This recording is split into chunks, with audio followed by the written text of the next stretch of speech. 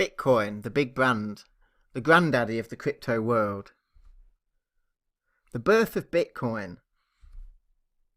On the 31st of October 2008, Satoshi Nakamoto released the Bitcoin white paper. This white paper was entitled Bitcoin, a peer-to-peer electronic cash system. In this short white paper, Nakamoto gave an overview of his ideas for Bitcoin. What's interesting is that no one really knows who he or she is, or whether in fact it's the name for an individual or a group of people. Nakamoto implemented Bitcoin as open source software and released it in January 2009. So this Bitcoin white paper, there's a little extract of it on the right hand side there, you can see just the abstract. The Bitcoin white paper is obviously quite famous in the cryptocurrency world. It includes details such as transactions and the blockchain, the proof of work concept, how the network is run, incentives to run the network, because obviously the people who run the computers that run the nodes on the network, they need some kind of incentive to be doing this. The efficiency issues involved, payment verification and preventing double spending, and then some issues about privacy and some mathematical calculations to do with the cryptography. So it can be quite tricky to follow if you're a non-technical person, but it's only 9 pages long, so I'd certainly give it a go and skip the mathematical bits if you're not interested in those or don't really understand them. But just have a read of it and you get the gist of what Satoshi Nakamoto's original plans were for Bitcoin and how they've changed in the modern world. There's a link to it in the resources, so you can download that PDF and have a read of it yourself. Market dominance. Bitcoin has always been and still is the market dominator. I believe today I think it's got 40% of the market share.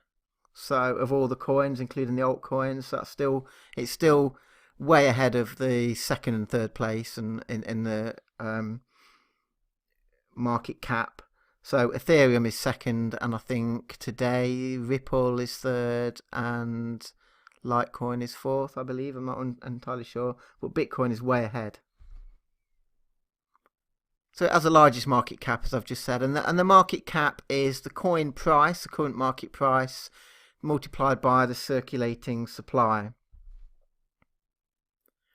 So the question a lot of people ask is Bitcoin like the Alta Vista, Yahoo or Infoseek of the search engine world in the early days of the internet before Google came along?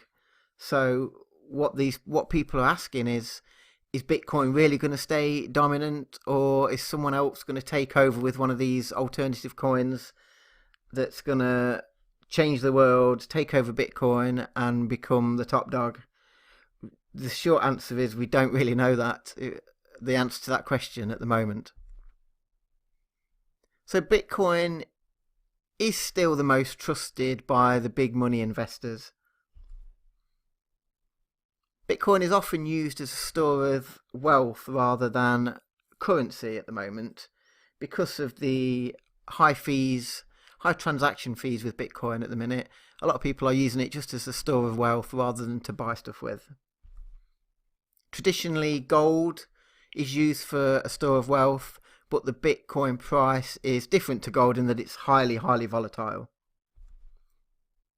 So there are many hundreds of cryptocurrencies besides Bitcoin, which we'll talk about later, but Bitcoin is the one that always gets in the news. It is, like I said, the granddaddy of the cryptocurrency world. It's the one that everyone's heard of. It's the most trusted. So let's see how long that situation remains. So this current speed and cost issues with Bitcoin, you may, if you follow the news at all to do with cryptocurrencies, this issue will crop up from time to time. Bitcoin has seen some massive growth in both its adoption and its price. Unfortunately, transaction costs, or network fees as are sometimes known, have increased as a result of this. So in December 2017, transaction fees could be as high as $50. I mean, a transaction fee of $50 is excessive. It makes it totally impractical to go and buy a $3 coffee if the transaction fee is $50.